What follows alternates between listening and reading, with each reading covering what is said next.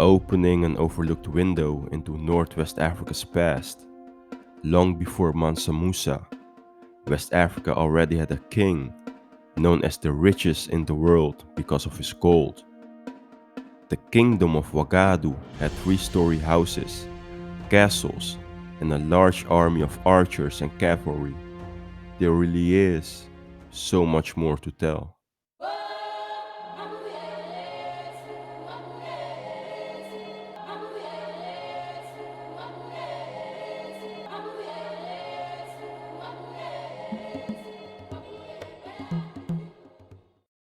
Wagadu has been described as the earliest West African empire below the Sahara because of the early mentions by Arab-speaking travelers such as Ibn Hawqal, Ibn Fasari, al-Bakri, and others.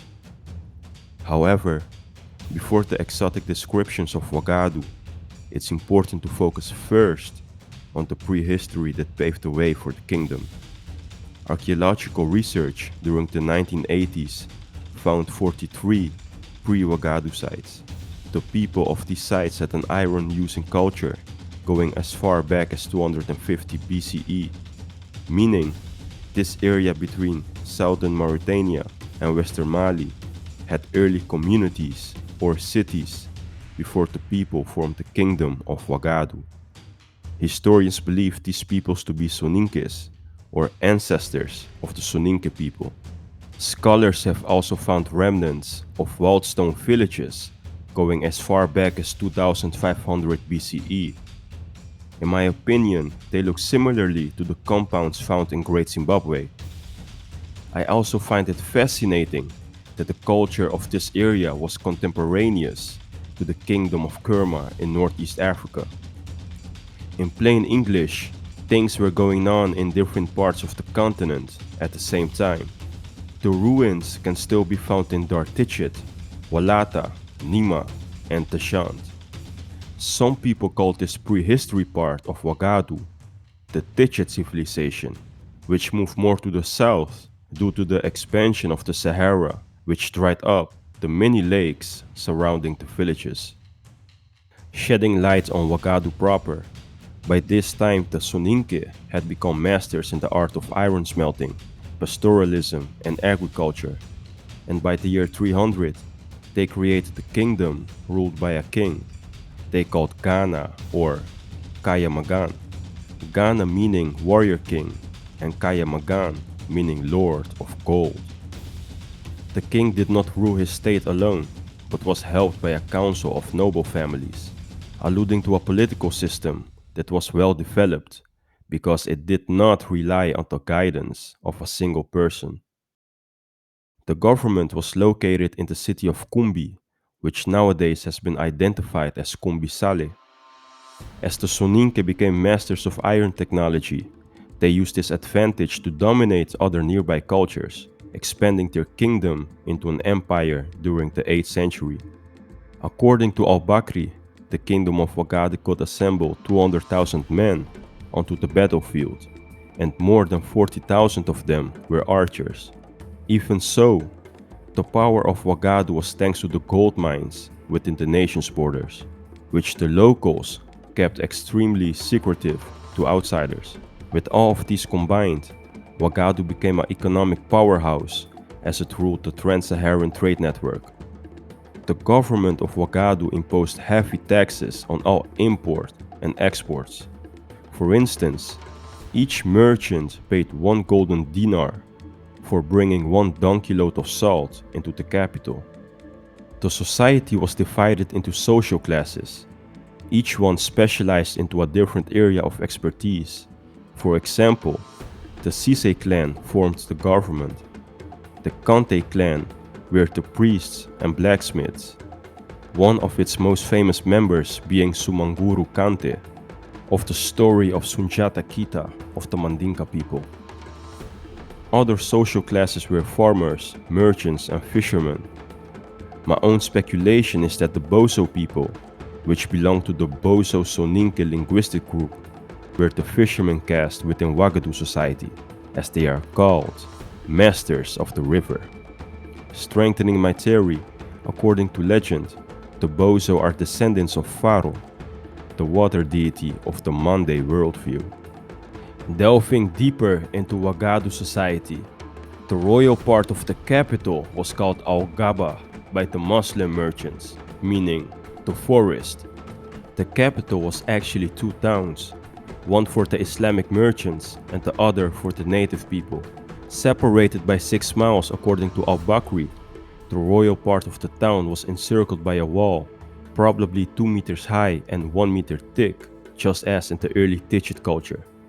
The king himself stayed in a palace, and the commoners seemingly lived in stone and wooden domed houses in the area. The king also had traditional priests within his court, followers of Soninke spirituality.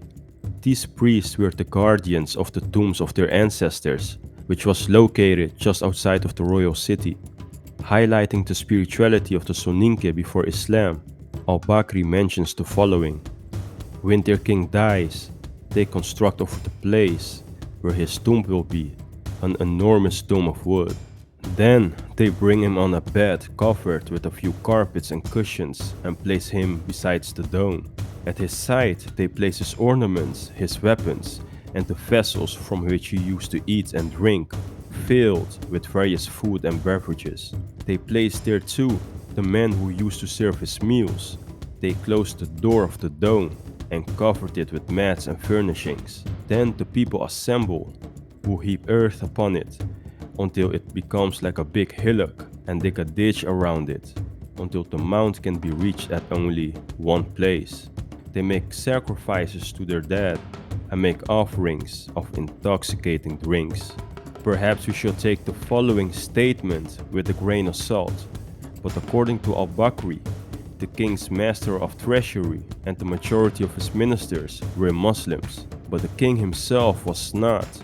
What lessons can we learn from this? I'll let you guys decide.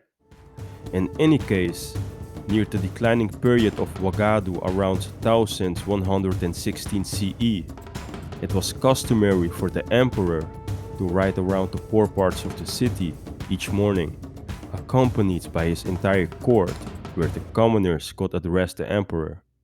Before the nobles, march a parade of giraffes, elephants, and wild animals, which are sadly extinct today. Before we move to the fall of Wagadu, please hit the like button. Thanks. The empire made some enemies by conquering other nations, such as Takrur and Silla near the Senegal River.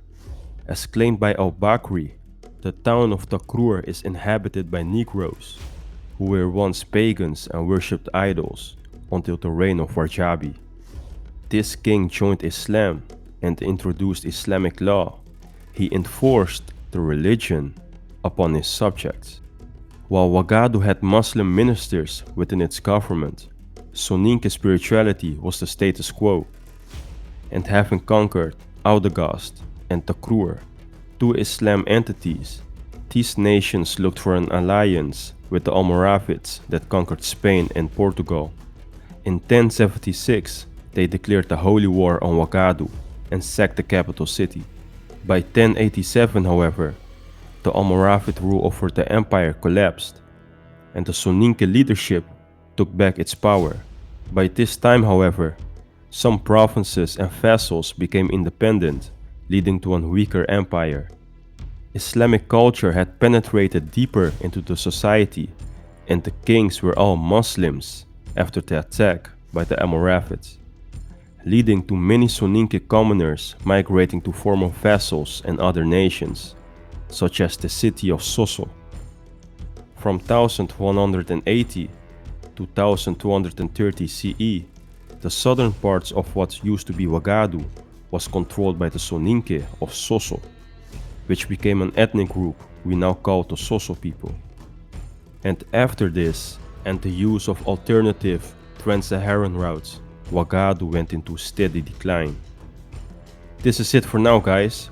You can find the resources down below. For more concise sources, such as the page numbers, etc., join and support me on Patreon. Help me make African history more accessible to all. If you watched till the end, you're awesome. Please like, subscribe, and share.